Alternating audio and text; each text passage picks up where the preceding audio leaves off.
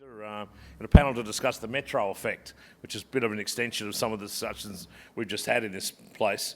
I want to invite to the stage our eminent panellists. Firstly, we've heard from Lend-Lease, now we're hearing from Mirvac. Lloyd-Hurwitz, the CEO and MD of Mirvac, another organisation with a fair bit of experience in city shaping. Tim Parker, the Project Director of Sydney Metro, just, multi-billion-dollar man. John Vassallo, the great hero of the West, building Science Park out there in the Western City, the boss of Celestino and the Science Park. And Matt Stewart, the GM of, CEO, I like to call him, GM's long gone, the CEO of the City of Canterbury, Bankstown, the biggest LGA in New South Wales. And to moderate it all, he must be obeyed, Matt O'Sullivan, the new Urban Affairs Editor of the Sydney Morning Herald. All yours, Matt. I truly love the sound of that, he who must be obeyed. So I'd just like to welcome the panel up.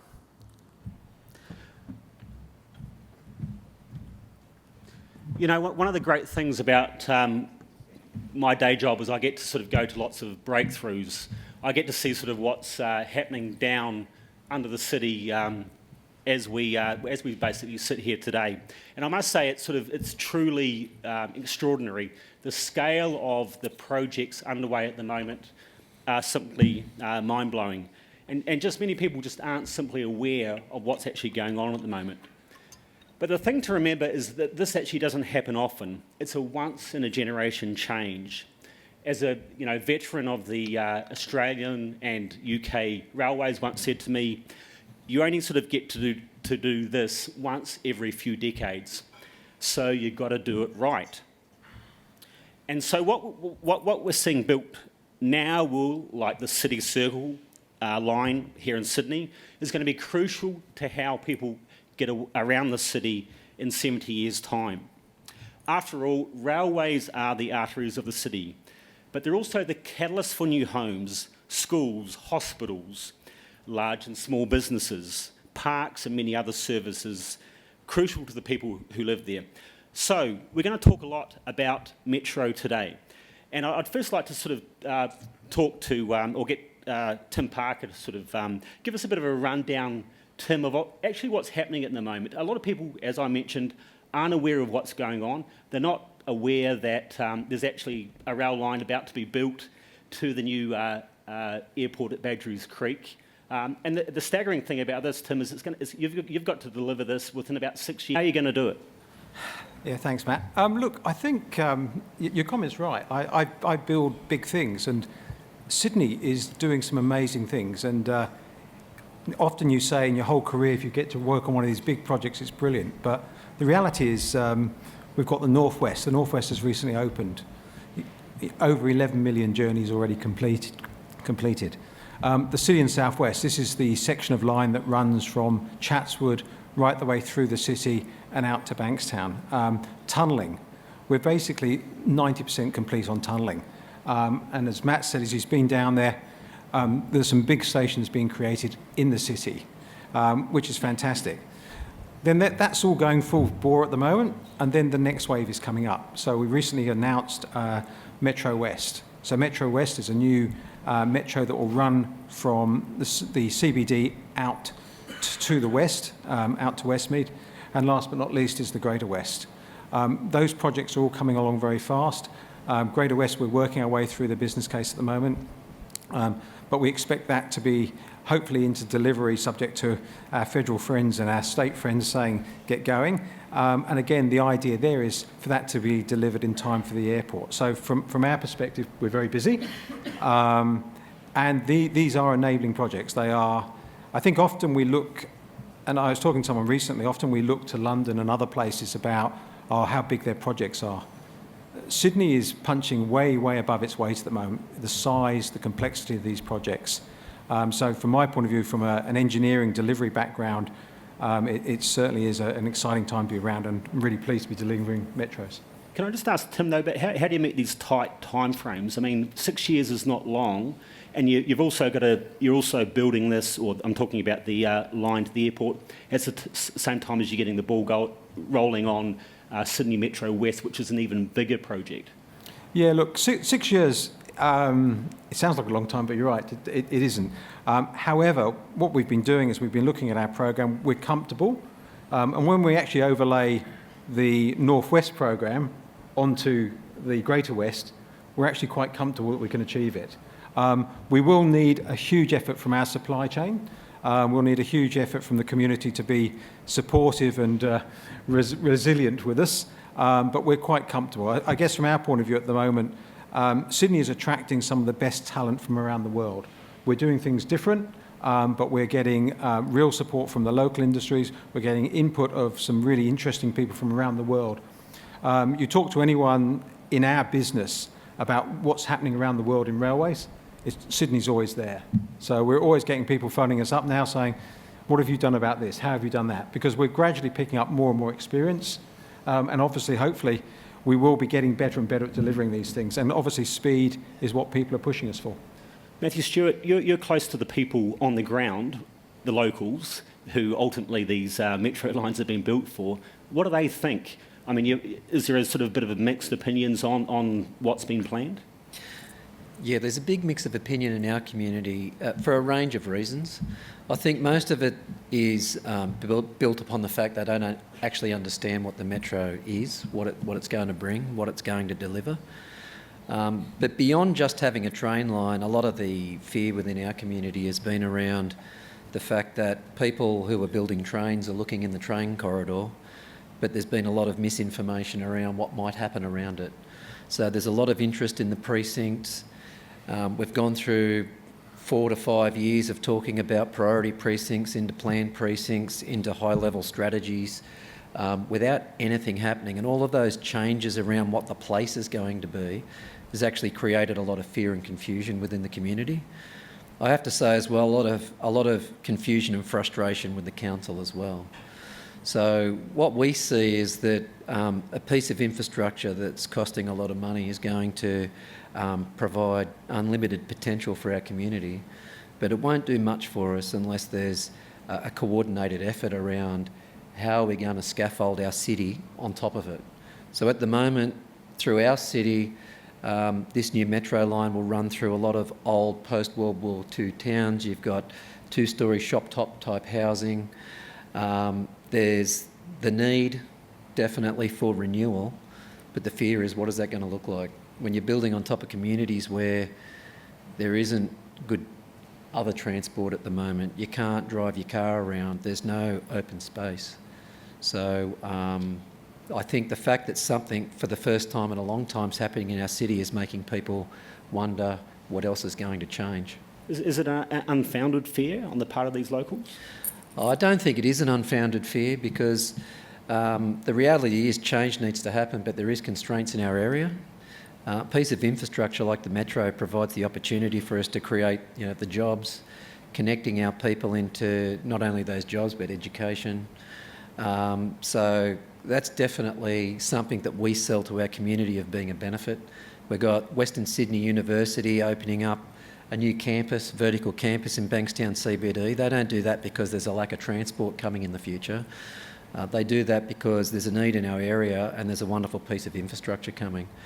But in terms of the rest of the area, our big issue is that there needs to be a whole of government response to what these places are going to look like. It's not just a council responsibility or a state responsibility or a metro responsibility. But at the moment, we do deal with different departments in isolation, and they never cross over and meet. So I think that the fear in the community marries our frustration as a council that we really want to get on in showing people what that future can be, so that they can have a livable community, their kids can access education, their kids can access jobs, that they won't be living in a ghetto, that they'll be living in a place that's wonderful and people will want to live in. But at the moment, the lack of coordination is really holding everybody back. So just on that point, in terms of how do you avoid a ghetto developing when you build around these stations? I think that goes very much to good design and good sympathetic community response. That's very much, as a development community, we have a very large responsibility not to build something alien that lands on top of a station and doesn't speak to the community around it. But it takes an enormous amount of, consultation is even the wrong word now, it's co-creation. where communities, because of the fears that people have, and because as an industry we haven't always done ourselves favours, and there is plenty of examples people can point to of bad development, as well as many examples of good development. And the communities now, their expectations of what they expect from a Mirvac or any other developer has risen exponentially over the last 5 years, and the way that we need to respectfully interact with communities before we even start drawing anything is the way to ensure that what we eventually deliver is what the community needs. So I think communities, nobody wakes up in the morning and says, I think I should like some more density in my life. But you might wake up and say, I'd like some more amenity. And amenity needs people. And I was interested, John, on the previous panel, you used the word intensity, which I thought was a nice shift from the word density. But that's how it needs to be done, very thoughtful co-creation in collaboration with communities. And so in terms of along these corridors, we're talking Metro West and obviously to the greater Western Metro to the airport. Do you see, I mean, obviously they're all very different corridors, but do you see any particular parts of that are going to boom as a result of these projects? I think where we get good outcomes will depend on how individual communities, individual councils, individual developers respond, and how, to the point of government departments not always speaking to each other. I was so encouraged by the Premier's announcements with Minister Stokes around reform to the planning regime in New South Wales, which is, I think we would all acknowledge, sorely needed. Where it will boom, if you like, is where all levels of government, the private sector, get together with communities to co-create a good outcome. So it could be anywhere along that rail line, really. Yeah. John, you're obviously building or developing a science park near London. I guess one of the questions people will have is how are you going to attract high-tech businesses to that precinct? What's crucial to get them to come and set up business at your spot? It's a good question. We've done a lot of research on that and looked at good examples and bad examples from around the world. And I guess if you think more locally, you look at what drove companies to locate to Norwest when it was on the outskirts of Sydney. They're probably on a few different themes. I think economics is an important one. So being able to, that economic, lease rates, that type of thing obviously is important. The benefits of, cheaper rent is an important one. And when you have scale, you can deliver on that. But a really important one is what's in the local area. So it's education. It's what's people, when they're making that decision to relocate in an area, they're looking at where is my family going to live. So it comes back to the people. So they're looking at where will my kids go to school? Where are we going to live? Do I need to commute from where I currently live, or can I move into that area? How are my staff going to get to the office? What's there for them? So it's really about amenity. And so the big focus for us to attract businesses there is creating, as best as possible, a high level of amenity and attractiveness, so that people will be coming there despite being a science park. They'll be coming there because we've got great restaurants, because we've got great open spaces, because we've got great design, we've got great connectivity, we've got good education.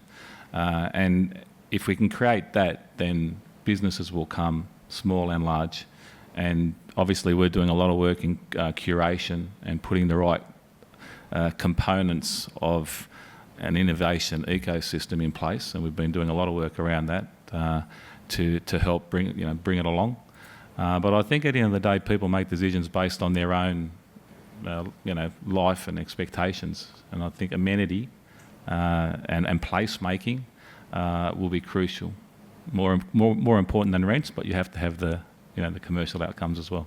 And I'm assuming it would also be great if Tim built a train station at your science park as well, perhaps. We won't say no. Look, connectivity is so important. I mean, I grew up in Western Sydney, and it's a big city. I mean, you look at Western Sydney, it's on par with Oslo, Copenhagen. It's a big city in its own right. 1.5 million, 2 million people. To get from the north to the south is almost impossible by public transport. So If you're in the southwest or the west and you want to get a job in Norwest, if you've got to rely on public transport, you've got a long commute. So the city is not connected to itself. And so with a train line, what it does for us, but what it does for Western Sydney is it enables business hubs to be linked together. It enables residents to be able to commute to and have choice. And I think we heard this in that regional context earlier on. But this is on a more micro local level that, if you want to get a job in Macquarie Park or Norwest or in a city, if you've got a metro connection that links you up to all those places, you get that social equality starting to happen where people can commute into the city, but also people can commute out of the city and locate their businesses in a place like Sydney Science Park and feel that they're still well connected to the Parramatta's, Sydney and the rest of the global city that is Sydney.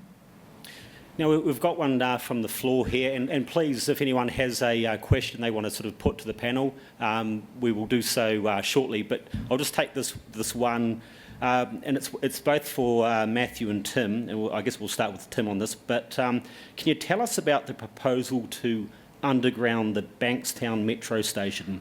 What would it cost and what would the benefit be? So at the moment, we haven't got a plan to underground the metro station at Bankstown. It's a surface station that we're currently planning. What we have done is we've designed it so that in the future you can put an underground station there. What we're doing with Bankstown Council, though, is we have recognised the need to do some master planning around the precinct, so we actually understand not just what's happening with the metro, but what's going to happen around that whole precinct. We've gone through the first stage of that, and we're now moving into the second stage of that precinct master plan, which will hopefully set us up in the long term for all the future developments, which could include an underground station at some time in the future. And Matthew, do you want to? Well, first of all, I haven't been on the app, so that question wasn't from me, Tim. But I think, from our perspective, we look at major infrastructure that was built. Bradfield built a lot of stuff that wouldn't be built today. Down in Condell Park, a part of our city, we've got a street in the middle of nowhere called Railway Parade, because the original Bankstown railway line was always intended to run out to Liverpool through that part of the world. So for us, we're dreaming big.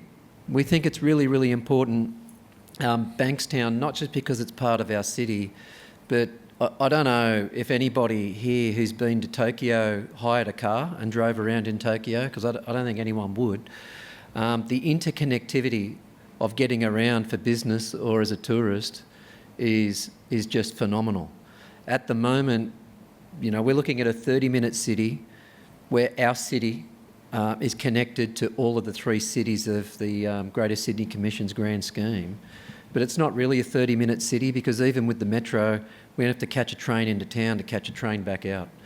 The potential of Bankstown is that it can be our very first in Sydney, the interconnecting metro, where we can get that north-south connection from Bankstown through to Parramatta and connect the current metro that's being built through to the Metro West that'll be under construction. And, in the long-term transport plan for the state's a long way into the future, but we think it's an essential piece of infrastructure, and that's why for us getting Bankstown right now is critically important, because it's not just Parramatta to Bankstown, it's connecting in Cogra, it's connecting in that health and education precinct, it's connecting out to the new airport via Liverpool. All these connections are critically important, and especially when our area's got a $1.3 billion hospital being built. We've got a massive university campus being built. These are the things that are coming in around the metros, and we want to be able to connect everything together. Thank you. I think we've just got one from the floor here. I spoke before. I'm very interested in all the metros. I'd like the state government and the federal government to allocate money towards extending the metro from Tallawong underneath Schofields Road in a tunnel, have a station at Schofields to link up with the Blacktown-Richmond line, then Marsden Park, Sydney Business Park, over to St Mary's, then out to the airport, and then the West Metro from the city to Parramatta and Westmead, build that from Westmead directly to the airport, and they're all got to be built at the same time. And in 2026, people get off the plane at Badgerys Creek, they stay on the same metro from Badgerys Creek Airport to Castle Hill, Epping, Rouse Hill, all on the one train.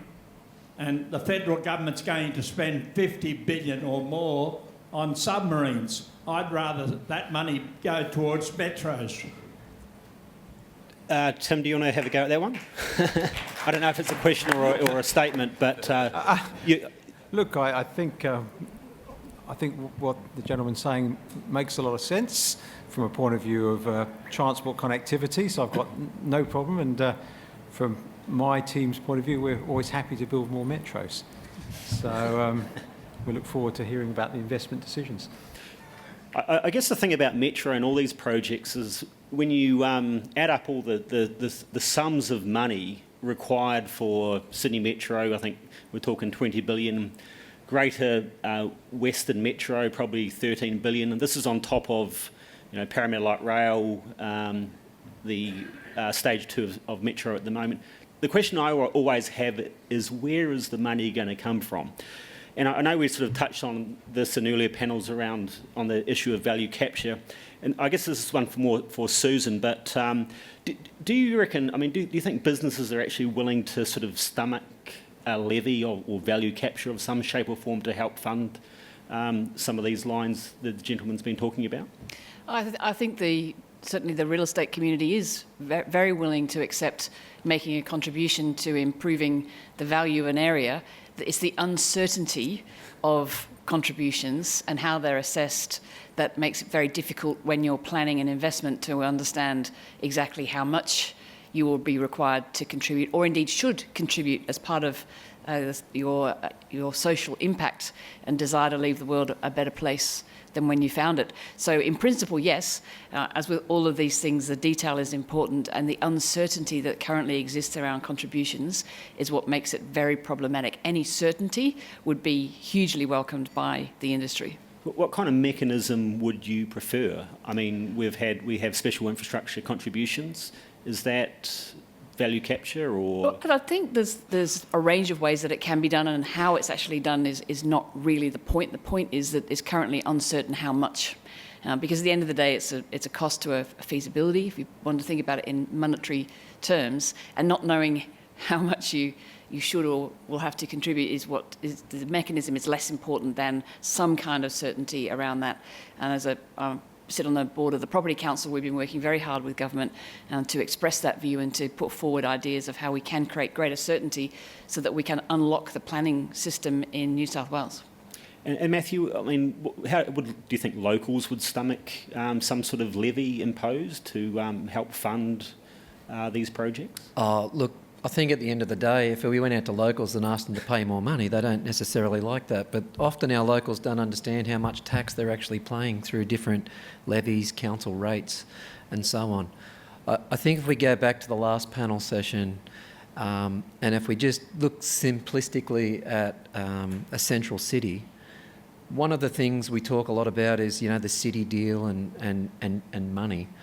From my perspective, at an absolute minimum, we don't have an expectation that money's just going to flow from nowhere. It's very limited in terms of federal and state funding, but you know, you talk about all of the money that's being spent on these metros now. There's a lot of money being spent already by state and federal governments in our area. I think the notion of having a central city and having a city deal, at the very least, if we're able to coordinate, because even our wonderful district commissioner doesn't have the power to wave his wand and get secretaries in the room and make them all align their people, but through a city deal, if we're able to get everybody at the table and actually develop a plan to provide that certainty, to know what it is we need to do, how much funding we do have, how much contribution can come from other areas. From a council perspective, we don't want to take our Section 94 and take it and that's ours to do our things. We want to put it all on the table and make sure that we're all delivering on a coordinated plan that gives that certainty to us, to our community, to Metro to build the railway lines, to Mirvac to be able to invest and deliver the housing. For me, that's essential in terms of how we need to come together and spend the money we are spending really, really wisely. If we can get more, that's great, but we don't expect that that's going to happen. This is, I guess, a bit of a follow-on question from the floor, but conversations in rooms like this are very much preaching to the converted. What needs to happen to get the right messages out to the community to get their buy-in? And I guess we'll put that to John. In relation to what? Well, Value what it capture? takes to actually get the community on board to actually accept. I mean, we just touched on, potential value capture, but to accept what you and others are planning to do to their community. Development-wise? Yeah. I think a good example of that is what's happened along the Northwest Metro line. I mean, the area of the most cranes is Rouse Hill, right at the end of that line, because you've got greenfield sites, and to a certain extent you haven't got an incumbent community who's nervous about change. So, and there was a lot of good examples over the years of the Rouse Hill Town Centre having 8-storey towers without one complaint. Across the road where there was already residents, they were worried about townhouses, and there was placards in the streets and trying. So where you've got an incumbent community, you've got a lot more resistance, a lot more, ownership, I guess, of the area and concerns about change. So I think the area where you can drive the most change and have the most impact from a metro is in those outer areas where there's not already incumbent communities, and you can build the density, you can plan it properly, you can plan the public spaces properly, you can actually properly deliver a really curated community around and not have any issues with the community, because they're actually buying there because of the density, because of the intensity, because of the amenity. And I think that's the untold story about train lines like the Greater West Metro, is people will go there because of the amenity, because of the metro line being there. You've got the opportunity to build, high-rise from day one, but you do it in a proper way where you've got proper open spaces and proper consideration to all the different aspects that'll make it very livable. Where you're trying to fit that into an existing community, it's not as easy. You've got fragmentation, you've got community pushback. I don't think you get the bang for your buck out of putting it into existing areas, although you've got the customers there, that you do from greenfield areas where it'll drive massive economic development, and you get a lot of conversion, I guess. The yield per hectare, if you like, in those areas is maximised by putting the metro in early and then delivering from day one a more intense development. No, we have to do both, don't we? We do have to do both. We have to both use the greenfield but also the brownfield. It is a lot more challenging. I think the answer to your question, how to bring communities along, is lots and lots and lots of listening. Just sitting, talking, listening. I think many people in this room will know that we are working on a site in Marrickville, and our first efforts at community consultation were terrible, and we learnt an enormous amount from that. We put pens down, we stopped drawing things, and we spent 2 years every week talking to people in the community, talking to community groups, talking to tenants, culminating a few months ago in the community coming together with an interactive model where they were designing what was going on the site and where the height would be, and they were making the trade-off. So I understand if we want a new football ground, we need this amount of space. Where shall we put that on this model? So the community was actually designing where they wanted it to be, but that took 2 years to recover from poor consultation to that point. So my answer to how to bring the community along is listen, listen, listen, listen. Now, I guess ultimately planning is quite central to this, and you talked earlier, but the government's currently embarking on a reform of the planning regime, and next year we're actually going to see a bit more detail. What would you like to see from the government on that? Oh, I think speed and certainty are the two main things. We've, as a property industry, been collaborating, and very glad to see the Department of Planning reaching out to the real estate community and asking, what are the top 5 things we could do that would really make a difference. Speed, certainty are among among them, and it really is quite a stark difference in New South Wales. For example, in Brisbane, we're building a headquarters for Suncorp, and we were able to get a fully approved DA for a beautiful premium building, 16 weeks. In Sydney, that process would take 5 years, easy. So it's not a marginal difference. So speed and certainty of pathways is something that we would really like to see the government work on, and some mechanism of getting agreement across the city. Where are we going to put the housing that we need for the 100,000 people that come every year? Because some of it can be greenfield, but some of it has to be brownfield, and it does come with a lot more challenge around that. And Matthew, what about from a council perspective? On the planning system, yeah. because that's a whole other panel. Well, it is a whole another panel, but it fits in with... Look, I think from our perspective, we pride ourselves on our processing times, but the planning system's really difficult and complex for us. There's the ability to really simplify it, and it definitely needs to happen from the planning proposals, but also development assessments. So we project manage and work with large complex developments and get really good outcomes. But on the setting the strategy side, I think the development applications can be pretty straightforward if the strategic's done right. And it's still a bit of a mess and an evolving beast. In our community, we do have some concerns around change, to mix the two together. I think from our perspective, the approach that Mirvac's talking about taking around engaging with communities are good, but it's a bit of trepidation from communities out there around that. The critical thing for us and what we're looking for is to get 1 or 2 good developments that they can see, they can touch. And when they do see and touch them, they'll want to be able to have more of them. We had a planning proposal to our council just the other night. It had a bit of height in it. It was a 3-hectare industrial site in the middle of Ashbury, surrounded by wartime cottages. We've got 6 stories in there. It's only 1.1 to 1, and a lot of open space, cut through to a major park. It's a really good outcome. And they were pointing to a low-rise R2 maximum 2-storey height development in Burwood, yet that's 1.2 to 1, so it's denser. No underground car parking, no open space. So they're crying out for an outcome that's far less than what they've just achieved. I'm looking for a good developer to now come in and do a really good build and create a great community, and I'll actually have something that I can point to as to this is what we can do. But at the moment, they just fear some of the poor developments they've seen around Sydney. And John, what are you seeing out in your neck of the woods in terms of rezoning?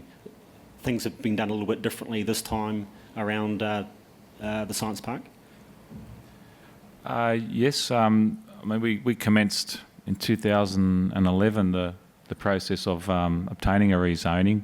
I think it was zoned in 16, late 16.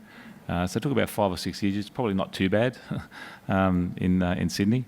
The zoning is unique, I think, in terms of greenfield site. So it's a mixed-use zone that allows residential, employment, education, retail, pretty much anywhere within the zone, in accordance with set precinct plans that are developed over time.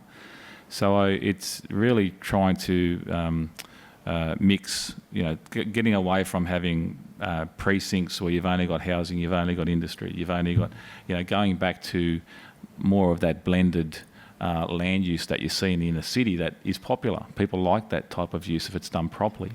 But it comes with its challenges because, the agencies aren't used to that in a greenfield sense. So it's easier said than done. But to everyone's credit, council, state government, it was zoned and now we're in the process of delivering on that vision.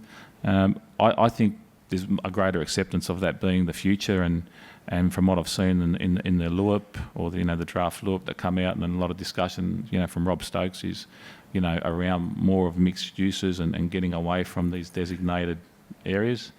I think it's a good thing.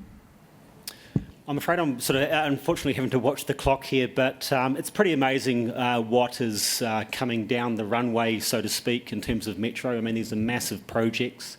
We've heard a lot of great comments from the panel here today, so I'd just like you all to join me in a round of applause for the panel for turning up. Thank you.